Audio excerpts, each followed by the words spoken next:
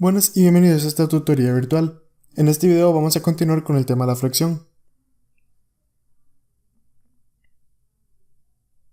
Ahora se nos presenta esta barra y nos piden averiguar los esfuerzos en los puntos A y B dada esta distribución de cargas.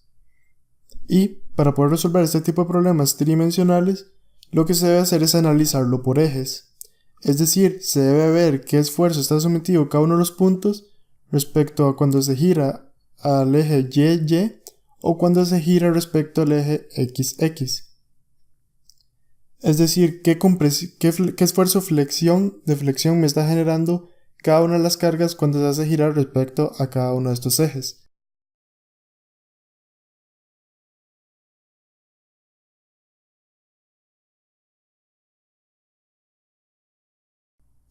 En el eje XX voy a anotar la inercia que me dio la figura y para poder obtener esta inercia simplemente lo que se va a aplicar es b por h al cubo sobre 12, tomando en cuenta que hay un cuadrado grande y se le debe restar la inercia de un cuadrado interno. El momento total respecto a este eje sería igual al momento que me ejerce la fuerza de 14 kN menos el momento que me ejerce las dos fuerzas de 28 kN, que van en sentido contrario. Multiplicamos entonces cada una de las fuerzas por la distancia que hay de ese eje y nos da un momento total de 2625 Nm,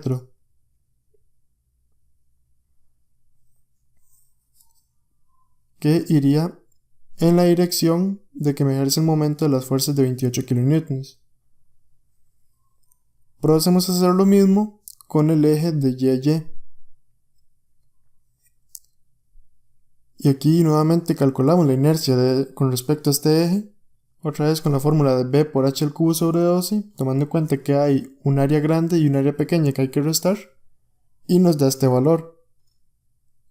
Y para el momento respecto a este eje, podemos notar que las dos fuerzas de 28 kN están equidistantes, por lo tanto se cancelan a sí mismas, y solo quedaría la fuerza de 14 kN que me lo hace girar respecto al eje Y. Calculamos su magnitud con el radio giro y nos da 525 Nm. Y sería en esta dirección. Ya con estos dos datos, simplemente hace falta tomar en cuenta el esfuerzo por tensión que se está generando al jalar esta barra, puesto que está empotrada. Por lo tanto, tomamos en cuenta el área total, que se calcula el área del cuadrado grande menos el área del cuadrado pequeño. Y sabemos que estas fuerzas lo que me hacen es jalar o generar una tensión en estos puntos A y B.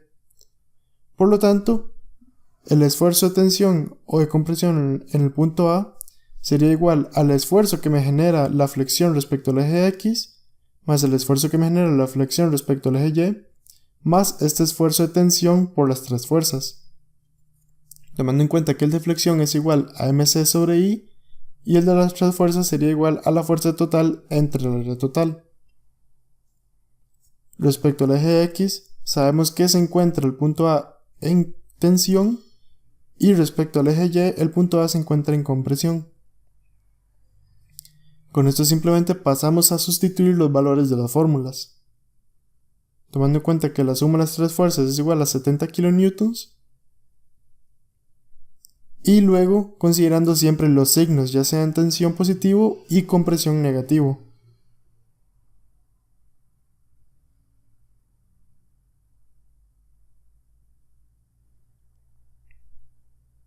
Aquí hice un poco de inversión de orden. Primero consideré la tensión debido a fuerza sobre área, luego la tensión debido a mi rotación respecto al eje X y por último la compresión debido a la rotación respecto al eje Y. Con esto nos da que el esfuerzo en el punto A sería igual a 31,52 megapascales. Se hace el mismo análisis para el punto B y a lo que se concluye es que el punto B presenta un esfuerzo compresivo debido a la flexión en X, un esfuerzo compresivo debido a la flexión en Y y un esfuerzo de tensión debido a que las fuerzas me jalan en el sistema. Hacemos la misma sustitución de datos y nos da un valor de menos 10,39 megapascales. La segunda parte del problema lo que nos pide es encontrar dónde en la línea ABD se posee un esfuerzo de 0.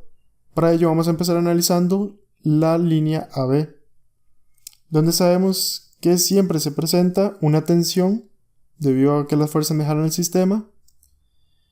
Respecto al eje YY, se tiene siempre un esfuerzo compresivo fijo en toda esta línea y lo que varía es el esfuerzo de flexión que me va a generar respecto al eje XX. Que vamos a decir que para una cierta altura X, si se suman estos tres esfuerzos debería ser 0.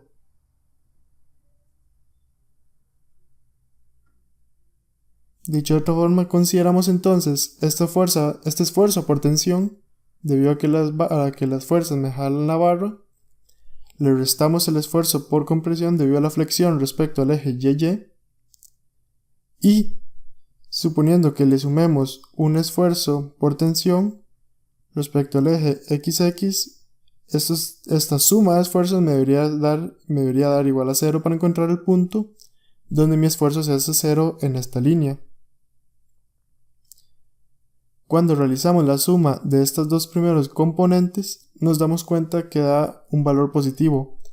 Por lo tanto, mi esfuerzo respecto al eje XX debería ser de compresión para que se haga 0. Por lo tanto, despejamos este esfuerzo, ahora no con un más sino con un menos, y nos da un valor de X de 31,51 milímetros. Por lo tanto, tomando en cuenta de que ese valor de X sea a partir de la mitad de esta altura, se suma la otra mitad y por lo tanto el valor donde se me hace 0 sería en 94 milímetros arriba del punto A.